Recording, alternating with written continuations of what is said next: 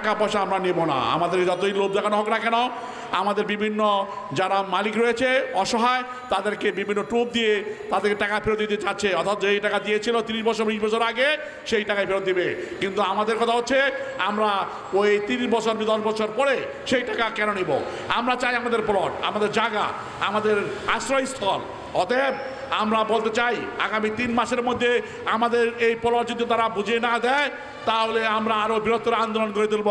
আজকে আমরা এই মানববন্ধনে তাদেরকে সতর্ক করে দিতে চাই, এই বঞ্চিত অসহায় যারা আছে, যারা আমরা কিছু আছি ঢাকা শহরে থাকি, আমাদের ভয় নাই, আমি ভয় করি না।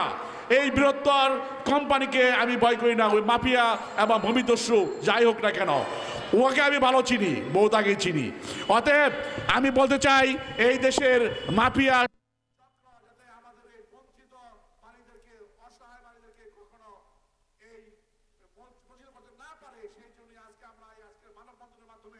সকলকে, বাংলাদেশের সকলকে জানাতে চাই, বিশেষ করে আমাদের বর্তমান যে সরকার রয়েছে, আমাদের প্রধান উপদেষ্টা ডক্টর ইউনূসের কাছে আবার তিনি যেন এই ব্যাপারে মালিকদের, বঞ্চিত মালিকদের পক্ষে একটু লবিং করে আমাদের কিভাবে আমরা ভোট পেতে পারি সাহায্য চাই।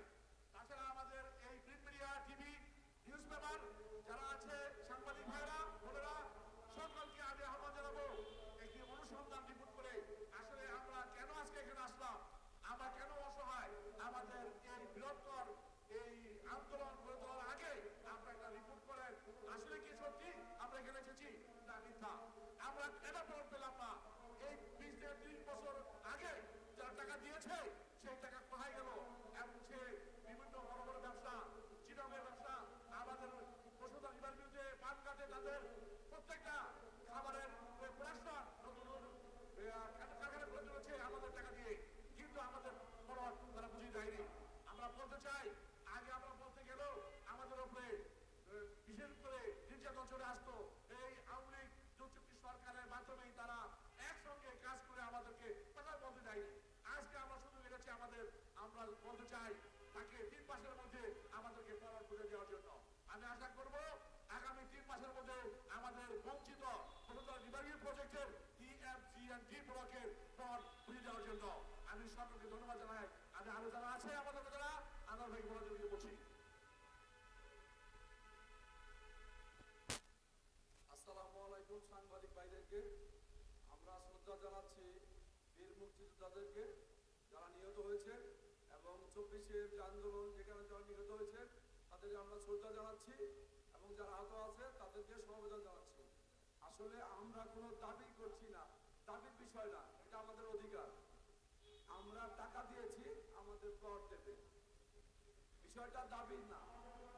আমরা 18 বছর 16 বছর আগে আমরা টাকা দিয়েছি, আমাদের প্লট দেবে।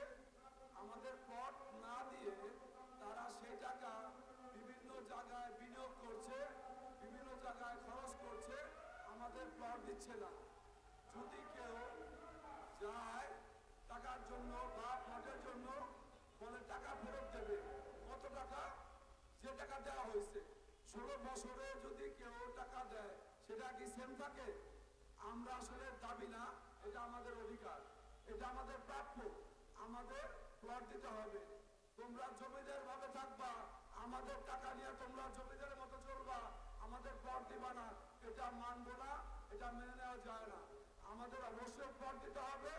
আমাদের প্লট দিয়ে তোমরা যা খুশি তাই করো, এটা আমাদের প্রাপ্য, এটা আমাদের কেনা জমি, আমাদের প্লট দিতে হবে। ধন্যবাদ সাংবাদিক ভাইদেরকে। আমরা আরো অনুরোধ করবো আপনারা রিপোর্ট করুন অনুসন্ধানী, যে আসলে তারা আরো কত মানুষ প্লট কিনেছে, প্রতারিত হয়েছে। আমরা প্রতারিত। আজকে 16 বছর যাবত আমাদের কষ্টার্জিত পয়সা আমরা দিলে দিলে জমা করানো পয়সা ওদের কাছে দিয়ে আমরা নিঃস্ব বসে আছি। আমরা অনেকে মারাও গেছে। আমার এক ভাই, সে মারা গেছে 14 বছর পরে, সে প্লট পায় নাই। তার ছেলে মেয়েরা অনেক কষ্টে আছে, একটা থাকার জায়গা নাই, অথচ আমরা কিন্তু অনেক আগে টাকা দিয়ে রাখছি। ধন্যবাদ সাংবাদিক ভাইদের, ধন্যবাদ আপনাদের সবাইকে। আসসালামু আলাইকুম।